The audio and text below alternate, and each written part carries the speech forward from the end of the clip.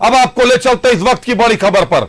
BJP leaders कर रहे थे हत्या का प्रयास। ये न्यूज 11 नहीं कह रहा, ये रांची पुलिस की एफआईआर कह रही है, जो रांची पुलिस ने दर्ज की है।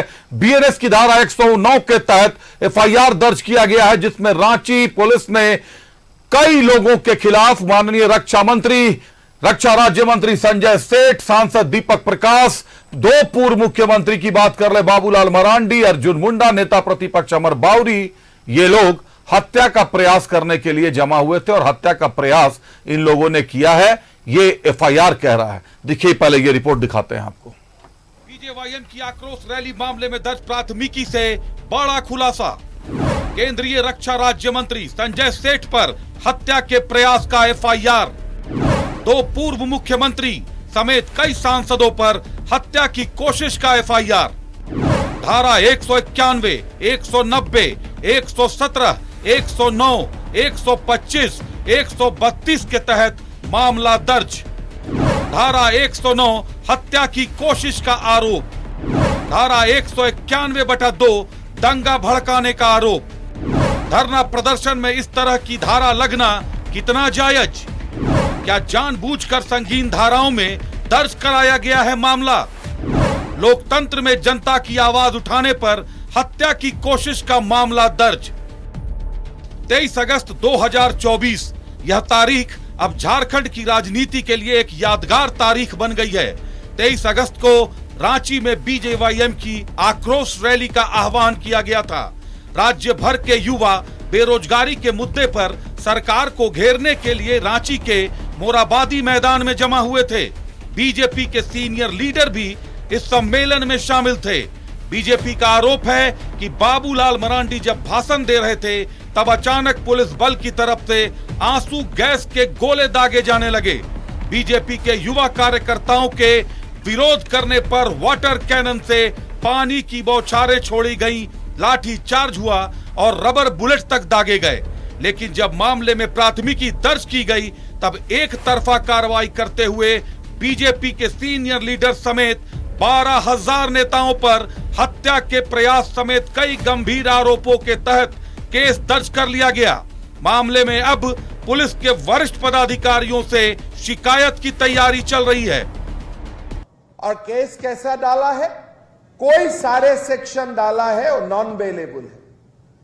मतलब 12,000 कुन जुबा है, कोई नाम नहीं है, अज्ञात। मतलब जो भी आवाज उठाएगा, आप लोग भी आवाज उठाएगा, आप लोगों का नाम भी ये 12,000 में एक हो जाएगा। जालियाना बाग में भी ब्रिटिश ने ऐसा एफआईआर नहीं लॉन्च किया था।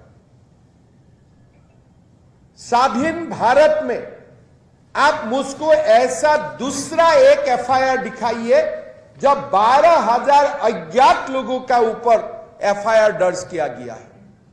हमारा लोकतंत्र में ऐसा रिकॉर्ड कभी नहीं है। मैं झारखंड का डीजीपी महोदय को बोलना चाहूंगा, भाई तेल लगाना है इतना मत लगाओ, एक लिमिट में रहिए। आज ये एफआईआर सुप्रीम कोर्ट में जाते हैं, क्या एक दिन भी टिक सकेगा?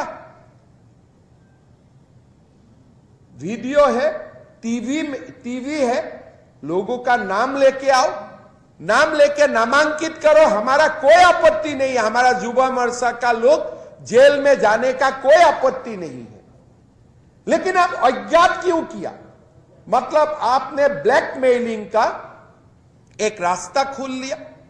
केंद्रीय रक्षा राज्य मंत्री संजय सेठ समेत दो पूर्व मुख्यमंत्री बाबूलाल मरांडी और अर्जुन मुंडा, सांसद दीपक प्रकाश, नेता प्रतिपक्ष अमर बावरी क्या सम्मेलन में हत्या का प्रयास करने के लिए शामिल हुए थे?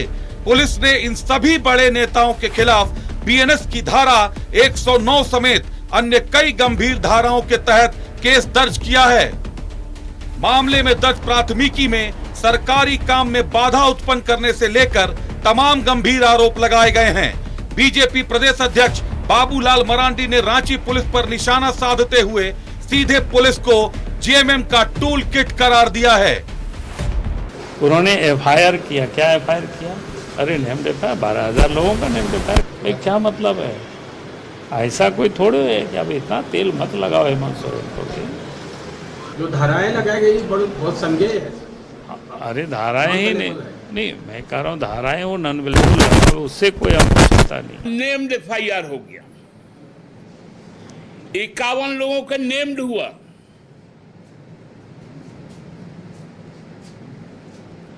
बोले ये 12,000 इसलिए हुआ कि भाजपा को दबाया जा सके। अरे भाई,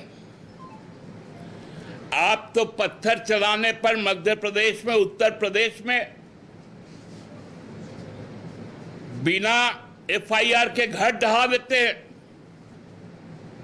इतना में एक एफआईआर से डर गए। हेमंत सरकार के 5 सालों में कुल 12 बार लाठीचार्ज, भाजपा कार्यकर्ताओं पर 2 बार, आजसू कार्यकर्ताओं पर 1 बार, पारा शिक्षकों पर 2 बार, आंगनवाड़ी सेविका सहिया पर 1 बार, छात्रों पर 2 बार, सहायक पुलिस कर्मियों पर 2 बार, जयराम महतो की पार्टी पर 1 बार, झारखंड लोकतांत्रिक क्रांतिकारी मोर्चा पर 1 बार।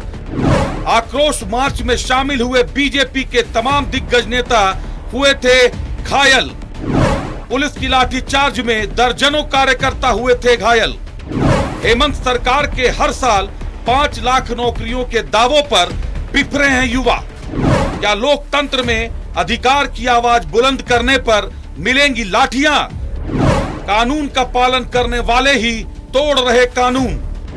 विधानसभा चुनाव से पहले गर्म हो गई झारखंड की राजनीति। इंडी अलायंस के चुनावी वादे पूरा नहीं करने पर सड़क पर उतर रही है बीजेपी। 11 अप्रैल 2023 को बीजेपी के सचिवालय घेराव मामले में भी जबरदस्त तरीके से भाजपा के बड़े नेताओं पर लाठीचार्ज समेत केस की कार्रवाई की गई थी। हाईकोर्ट ने उस मामले में 27 लोगों पर हुई प्राथमिकी को निरस्त कर दिया। इस बार भी जिस तरीके से शीर्ष नेताओं पर गैर जमानती गंभीर धाराओं में केस किया गया है, यह आगामी विधानसभा चुनाव में गंभीर प्रभाव डालने वाला साबित हो सकता है।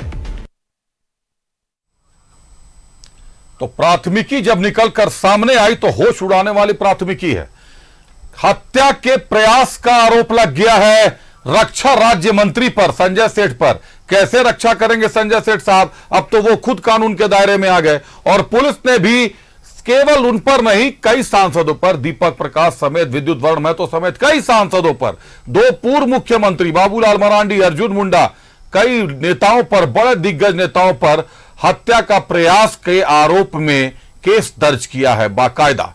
अब एक बार आपको ले चलता हूं, प्रतुल शाहदेव जी हमारे साथ जुड़े हैं भाजपा से, भाजपा के प्रदेश प्रवक्ता हैं। प्रतुल, आपके लीडर्स हत्या का भी प्रयास करते हैं। आपके लीडर्स पर हत्या के प्रयास के तहत बीएनएस की धारा 109 के तहत केस दर्ज किया गया है 12,000 लोगों पर। 12,000 भाजपाई हत्या का प्रयास करने के लिए मोरहाबादी मैदान में इकट्ठे हुए थे।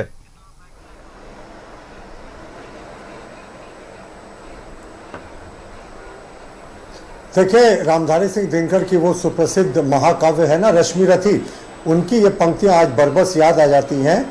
जब नाश मनुष्य पर छाता है, पहले विवेक मर जाता है। इस सरकार का विवेक, संवेदनशीलता सब कुछ मर चुकी है साहब। इन्होंने तो जो बर्बरता का आलम बनाकर रखा है, जो उन्होंने तांडव करके रखा, आतंक राज बनाकर रखा, इनको लगा कि ऐसे मुकदमों से वो राष्ट्रवादी दल के कार्यकर्ताओं को डरा देंगे। पर कंफ्यूजन में ना रहे मुख्यमंत्री जी, हम सितंबर में फिर आ रहे हैं, जितने मुकदमे करने कीजिए। लेकिन आश्चर्यजनक रूप से आप देखें कि बीएनएस की धारा 109 के तहत हत्या के प्रयास का आरोप लगा। और किस पे लगा? केंद्रीय रक्षा राज्य मंत्री संजय सेठ पे, जिन्होंने आक्रोश रैली में हिस्सा नहीं लिया, सिर्फ भाषण देकर चले गए। उसके बाद 3 पूर्व मुख्यमंत्री, मैं करेक्ट करूंगा आपको, उसमें मधु बोरा भी थे, 3 पूर्व मुख्यमंत्रियों पर हत्या के आरोप का मामला और 27 सांसद और विधायकों पर हत्या के प्रयास का आरोप। तो यह सरकार चाहती है कि पूरी की पूरी पार्टी को शिकंजे में कस दे और ये मुकदमे से डरा दे। कहां कंफ्यूजन में है मुख्यमंत्री जी? हम तो इमरजेंसी के समय से इन जुल्मों को झेलते आ रहे हैं, ऐसे मुकदमों से में कुछ नहीं होगा। ये फर्जीवाड़ा कर रही है आपकी सरकार। और ये साफ था, उस दिन बिल्कुल शांतिपूर्वक प्रदर्शन था। आपके चैनल ने कई बार दिखाया, जब बाबूलाल मरांडी जी भाषण दे रहे थे तो आक्रण आंसू गैस के गोले चलाकर उनके भाषण को डिस्टर्ब किया गया। पुलिस वालों का वीडियो फुटेज आया, लाठियां मार रहे थे, पत्थर मार रहे थे, और एसएसपी साहब का राजनीतिक बयान आता है। हमें अधिकारियों को चेतावनी दे रहे हैं, और कड़ी चेतावनी, साहब आप कानून का पालन करें, संविधान में आपने जो आस्था की शपथ ली उसका पालन करें, किसी राजनीतिक दल का टूल किट नहीं बने, क्योंकि सरकारें आती जाती हैं। लेकिन ये तो हद कर दिया आपने, और 12,000 अज्ञात लोगों पर FIR। 5 साल में 12 बार लाठीचार्ज हुए हैं प्रतुल जी, 2 बार भाजपा कार्यकर्ताओं पर हुए हैं, उसके अलावा आसू पर हुए हैं, जयराम महतो की पार्टी पर हुए हैं। 5 साल में करीब 12 बार लाठीचार्ज हुए हैं। कैसे देखते हैं लोकतंत्र में इसको? मैं आपको यहां, ये तो गुंडागर्दी वाली सरकार है ना, लाठी डंडों वाली सरकार है, तो ये तो होना ही था। और ये 12 नहीं, मैं आपको छोटा सा करेक्शन कर दूं, ये 13 बार हुआ है। बीजेपी के कार्यकर्ताओं पर यह तीसरा लाठीचार्ज था। पहला लाठीचार्ज था जिसमें मैंने भी लाठियां खाई थी, नमाज स्थल के घेराव में, उसमें मुझ पर भी मुकदमा हुआ था। सचिवालय घेराव पर, उसमें भी हमने लाठियां खाई थी, हमारे सहित तमाम बड़े नेताओं पर मुकदमा हुआ था। और तीसरा, अभी जब हम लोगों ने आक्रोश रैली लगाई, फिर से मुकदमा हुआ मुझ पर। तो ये 7वां मुकदमा मुझ पर है। बाबूलाल मरांडी जी ने तो मुकदमों की गिनती छोड़ दी है। निशिकांत दुबे 45 पार कर चुके हैं। तो हमारे कार्यकर्ताओं पर अब तक 600 से ज्यादा मुकदमे हुए हैं। पर याद रखिएगा मुख्यमंत्री जी, हमारा हिम्मत नहीं हिलने वाला। हम आपको उखाड़ के फेंकने तक हम फिर जुटेंगे सितंबर में। कीजिए ना, कितने मुकदमे करते हैं, अति का अंत होता है ना। और अंतिम समय जो दीपक की जो लौ ज्यादा फुलफुलाती है ना, बस आप वही कर रहे हैं। लेकिन सबसे शर्मनाक बात, रणधीर सिंह विधायक माननीय, उस दिन उनकी पेशी थी दुमका कोर्ट में, वो दुमका कोर्ट में थे 12:30 बजे, जो यहां से करीब 400-300 किलोमीटर दूर है, उन पर मुकदमा कर दिया। कोचे मुंडा बीमार थे, वो इलाज करा रहे थे अपने घर में, उन पर FIR कर दिया। संजय सेठ ने आक्रोश रैली में हिस्सा नहीं लिया, सिर्फ भाषण दिया और निकल गया, आक्रोश मार्च में तो थे नहीं, उन पर मुकदमा कर दिया। फर्जीवाड़ा है साहब, सिर्फ चुन चुन कर दे दिया। और 12,000 लोगों का नाम इसलिए दिया कि ये सरकार ब्लैकमेलिंग कर सके। लेकिन याद रखिए मुख्यमंत्री जी, ऐसे फर्जी मुकदमे में आप निर्दोष छात्रों युवाओं को फंसाएंगे ना, तो भारतीय जनता पार्टी सड़कों पर उतरेगी और उनकी रक्षा करेगी। चलिए प्रतुल जी, बहुत धन्यवाद आपका हमसे जुड़ने के लिए। प्रतुल जी, तमाम जानकारियों के लिए। तो रणधीर सिंह और कोचे मुंडा 2 लोगों पर भी प्राथमिकी कर दी गई है, जो कि उस दिन रैली में थे ही नहीं। आखिर किस नजर से देखता है प्रशासन विपक्ष को? सत्ता परिवर्तन में वक्त नहीं लगता, जब सत्ताएं बदलती हैं, इसीलिए अफसरशाही भी सत्ता के साथ साथ हैरत अंगेज कारनामे करती। लीडर्स हत्या का प्रयास कर रहे थे, इसके लिए केस भी दर्ज किया गया है। एक बार रुक करते अपने सहयोगियों का। हमारे साथ हमारे सहयोगी इमरान जुड़े हुए हैं, राजेश जुड़े हुए हैं और रुचि जुड़े हुई है। पहले सबसे पहले चलते इमरान के पास। इमरान, बीजेपी लीडर्स पर हत्या का आरोप, 3 पूर्व मुख्यमंत्री, रक्षा राज्य मंत्री, केंद्रीय रक्षा राज्य मंत्री, कई सांसद, और इन पर BNS की धारा 109 के तहत हत्या के प्रयास का आरोप लगाते हुए प्राथमिकी दर्ज की गई है। इमरान,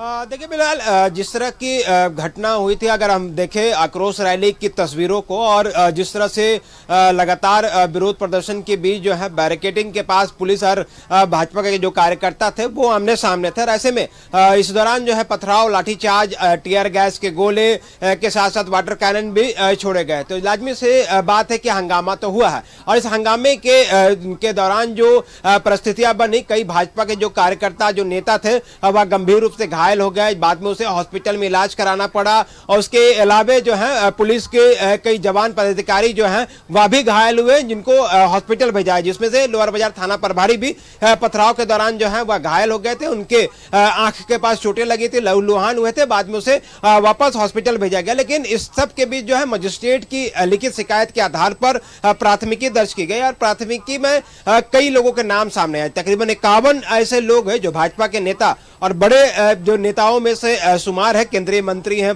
पूर्व मंत्री हैं, सांसद है, विधायक हैं, पार्टी के बड़े पद में कार्यरत है। ऐसे में जब इन तमाम लोगों पर FIR दर्ज किए गए, तो इन लोगों पर जो बातें, आरोप लगाए गए कि जिस तरह से वो हंगामा हुआ, तो पुलिस ने 2-3 तरह की चीजों को अपनाया है। एक, जो लगातार अनाउंसमेंट की जा रही थी, लगातार अनाउंसमेंट के जरिए जो है कार्यकर्ताओं को समझाने की कोशिश की जा रही थी। उनके जो रांची पुलिस ने अपने ट्विटर पर रांची SSP का वीडियो भी पोस्ट किया है कि जब हंगामा हो रहा था, जब भाजपा के कार्यकर्ता जब बैरिकेड के पास तोड़फोड़ कर रहे थे और बैरिकेड तोड़ करके आगे बढ़ने की कोशिश की जा रही थी, उस दौरान एसएसपी ने अपील भी कर रहे थे कि वो जो है शांतिपूर्वक जो है अपने सम्मेलन को आगे करें। सम्मेलन शब्द का इस्तेमाल हम इसलिए कर रहे हैं क्योंकि भाजपा ने अपने कार्यक्रम को लेकर के जो जिला प्रशासन को आवेदन दे रखा था, उस आवेदन पर सम्मेलन का जिक्र किया हुआ था, ना कि सीमावास का घेराव और किसी भी बैरिकेड को छोड़ करके रैली और प्रदर्शन को लेकर के सड़कों पर विरोध प्रदर्शन नहीं था। तो ऐसे में इन तमाम चीजों को लेकर के प्रशासन इस बात का भी लगातार जिक्र कर रहा था कि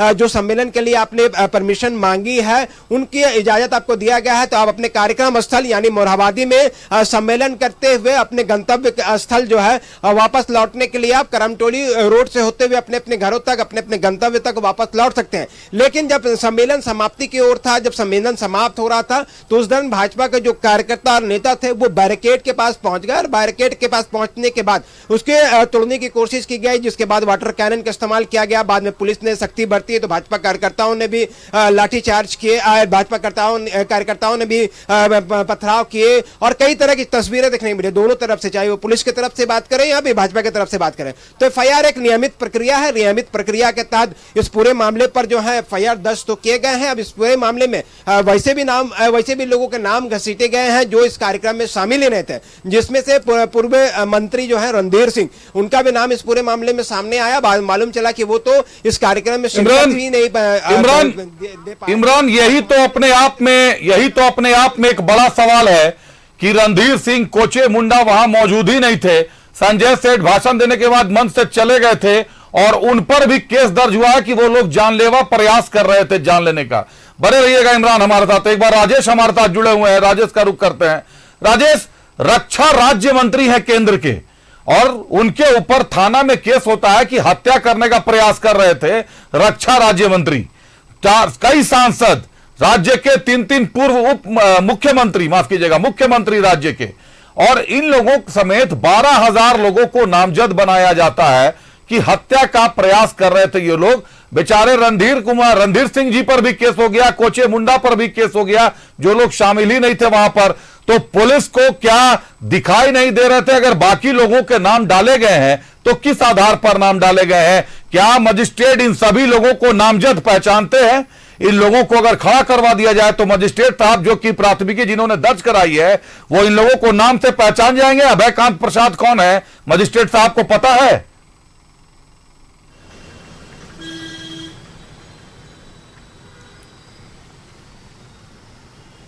देखिए, इसलिए तो सवाल खड़ा हो रहे हैं इस प्राथमिकी पर कि किस तरीके से यह रिपोर्ट दर्ज की गई है। और अब क्या है कि पुलिस इन सब चीज़ों को जब सुपरविजन होगा तो जो बातें सामने आई है, जैसे रणधीर सिंह नहीं थे, कोचे मुंडा नहीं थे, इन लोगों को निकाल दिया जाए। लेकिन ये सवाल यह उठ रहा है कि आखिर इनका नाम किसने डाला और कैसे डाला। जो पहचान करता है, इतनी भीड़ में जो लोगों को पहचानने में सक्षम है, ये चाहे वो मजिस्ट्रेट हों या फिर उनके साथ अन्य लोग जो हों। प्राथमिकी दर्ज की गई है, वो मजिस्ट्रेट ने दर्ज करवाया है, लेकिन उनके पास अगर इनपुट्स है तो किस आधार पर इनपुट्स है ये उन्हें बताना होगा, क्योंकि अब जो एफआईआर दर्ज कराया है तो वो इसमें वादी पक्ष है। अब बाकी उन्हें कोर्ट में भी जवाब देना पड़ेगा कि आखिर इन्होंने कैसे उस व्यक्ति का नाम डाल दिया जो वहाँ पर मौजूद ही नहीं था फिजिकली। तो कल जो आपने देखा कि असम के मुख्यमंत्री ने जो सवाल खड़ा किया कि 12,000 पूरी एकदम नॉट, आप देखें कि पूरे 12,000 अज्ञात लोग भी इसमें शामिल थे। अब धीरे धीरे उन्हें कैसे आइडेंटिफाई करेंगे? 12,000 इतनी बड़ी संख्या थी, जबकि ये कॉन्ट्राडिक्टरी बयान है सत्ता पक्ष के तरफ से कि भीड़ ही नहीं थी, लेकिन पुलिस ही बता रही कि 12,000 अज्ञात थे और बाकी तो थे ही। तो आप देखना होगा कि इसमें क्या होता है।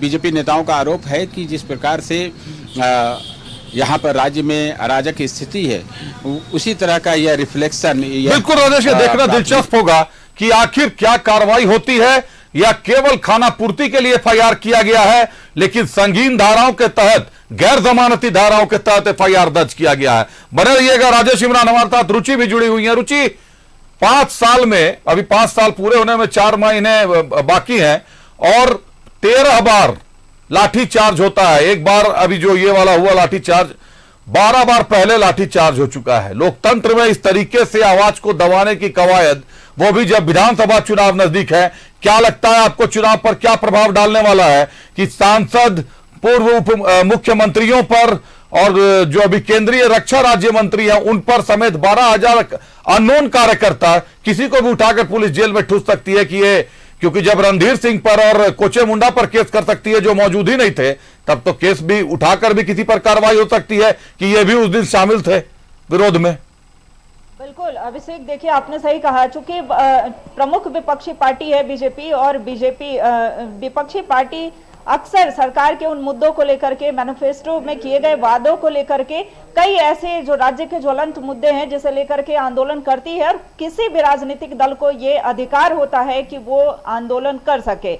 लेकिन आंदोलन के बाद इस तरीके का रवैया अख्तियार करना, ये कहीं ना कहीं ये सवाल खड़ा करता है, और खास करके प्रशासनिक महकमा जो है, जिनके तरफ से एफआईआर किए गए, ये बड़ा सवाल उठता है कि 12,000 लोग ही क्यों, जब मैदान में 50,000 से अधिक लोग जमा थे, यानी कि आंदोलन में शामिल हुए कुल 50,000 से अधिक की संख्या में भाजपा के नेता हो, कार्यकर्ता हो, फिर सिर्फ 12,000 ही क्यों? जिन 51 लोगों पर एफआईआर दर्ज हुए, उन 51 लोगों में 2 ऐसे नाम भी आए जिनके जो वहां उपस्थित ही नहीं थे।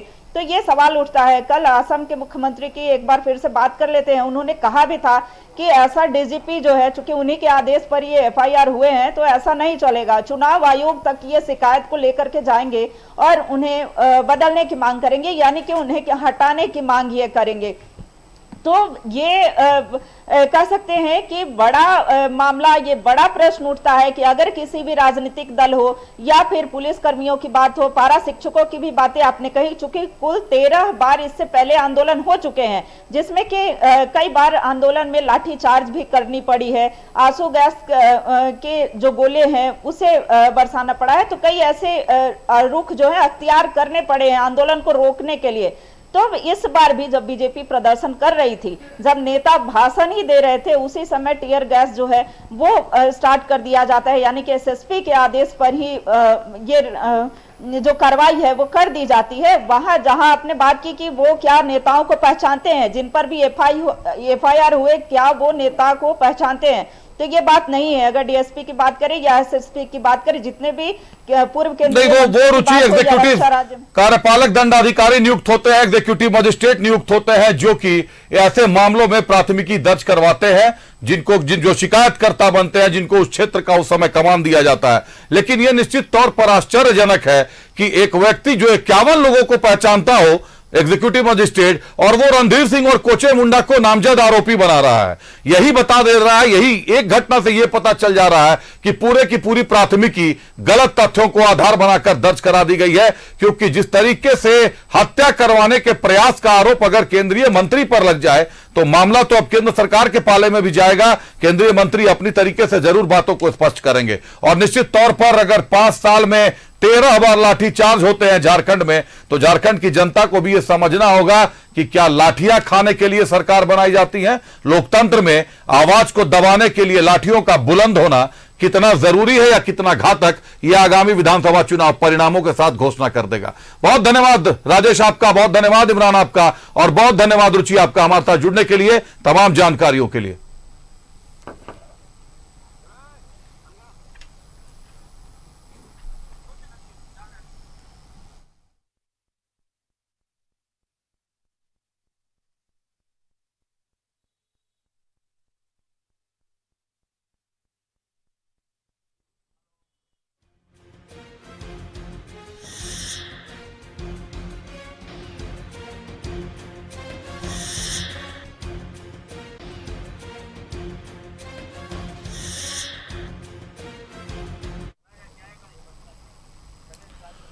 और शुरुआत में ही हमने आपको दिखाया कि सुदेश महतो की अमित शाह से आज मुलाकात हुई है। मुलाकात के बाद वो मीडिया से भी मुखातिब हुए। सीधा रुख करते हैं, अमर हमारे साथ दिल्ली से जुड़े हुए हैं।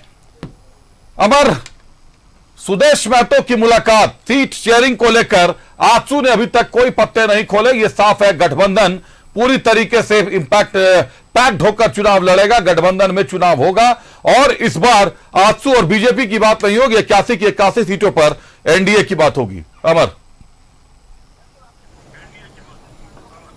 बिल्कुल आपने सही कहा कि सुदेश महतो का जो बयान था वो बिल्कुल साफ था कि सीट शेयरिंग का मायने नहीं रखता है, 81 सीट पर मजबूती से लड़ाई ये बड़ा मायने रखता है, क्योंकि सुदेश महतो और भारतीय जनता पार्टी दोनों ये जान रही है कि 2019 में सीट शेयरिंग को लेकर के दोनों के बीच में बिखरा हुआ था, दोनों अलग अलग रास्ते चुने थे, जिसका नतीजा हुआ कि सत्ता से वो बाहर हो गए। और अब भारतीय जनता पार्टी और सुदेश महतो दोनों ये नहीं चाहते हैं कि किसी कारण सीट के वजह से जो है सत्ता से वो बाहर हो जाए, इसलिए उन्होंने कहा, गृह मंत्री से मिलने के बाद उन्होंने कहा कि सीट मायने नहीं रखता है, 81 सीट पर जो है चुनाव मजबूती से लड़ें और जीत करके सरकार बनाए, ये मायने रखते हैं। उन्होंने दूसरी बात जो सबसे अहम ये कहा कि अगर चंपई सोरेन एनडीए गठबंधन में आते हैं तो उसका स्वागत होगा और एनडीए गठबंधन को मजबूती मिलेगी। तो बिल्कुल साफ है। अब आज जो आप देख रहे हैं कि चंपई सोरेन दिल्ली में सुदेश महतो की मुलाकात हो रही है, कहा यह भी जा रहा है कि आज रात में मुलाकात हो सकती है भारतीय जनता पार्टी के बड़े नेताओं से चंपई सोरेन का, तो कुछ ना कुछ आज रात में क्लियर हो जाएगा झारखंड, क्योंकि झारखंड की पूरी राजनीतिक सिमट करके दिल्ली पहुंच गई है। खास करके एनडीए गठबंधन की अगर बात करें तो इसमें साफ हो जाएगा कि आखिर चंपई सोरेन का रास्ता क्या होगा, कौन से वो लोग मिलेंगे जो मजबूत, जिनका वो दामन थामेंगे। अब सवाल उठता है कि उनके पास दो ऑप्शन है, जिस ऑप्शन पे वो बात करते हैं, या तो भारतीय जनता पार्टी के साथ आ जाएं, मिल जाएं और चुनाव लड़ें, या तो फिर अपने गठबंधन को करें, तो लेकिन अपने एक नई पार्टी को बनाएं। लेकिन मुझे कम उम्मीद लगता है कि वो नई पार्टी का गठन करेंगे, क्योंकि वक्त कम है और समय कम है, और ऐसे में नई पार्टी का गठन करना, संगठन बना और चुनाव मैदान में जाना बड़े मुश्किल की काम है। तो इसलिए मुझे लगता है कि भारतीय जनता पार्टी का ही वो दामन थामेंगे और चुनाव मैदान में जाएंगे। हाँ, समझौते वो क्या करते हैं, क्या वो चाहते हैं कि कोल्हान में जो 14 सीट है, 13 सीट है, उस पर उनका पकड़ रहे, वो पूरा कमान जो है उनको दिया जाए भारतीय जनता पार्टी की ओर से। ये तमाम चीजें हैं जिसको लेकर के चर्चा होनी है, और चर्चा के बाद ही डिसाइड होगा कि आखिर चंपई सोरेन भारतीय जनता पार्टी के दामन कब थाम लेते हैं और कब भारतीय जनता पार्टी के होके रहते हैं। चलिए, निश्चित तौर पर यह तो अभी देखने वाली सुगबुगाहट होगी कि चंपई सोरेन के मामले में चंपई सोरेन खुद क्या फैसला लेते हैं और भाजपा के आला कमान क्या फैसला लेते हैं। लेकिन सुदेश महतो की अगर बात करें तो सुदेश महतो ने यह स्पष्ट कर दिया है कि 81 की 81 सीटों पर एनडीए पूरी मजबूती के साथ चुनाव लड़ेगा। सीट शेयरिंग को लेकर जो मंथन का दौर था, अगर आज अमित शाह गृह मंत्री से मिलकर निकले सुदेश महतो और आश्वस्त हैं, तो कहीं ना कहीं सहमति और स्वीकृति दोनों बन चुकी है। बहुत धन्यवाद अमर, हमारे साथ जुड़ने के लिए, तमाम जानकारियों के लिए।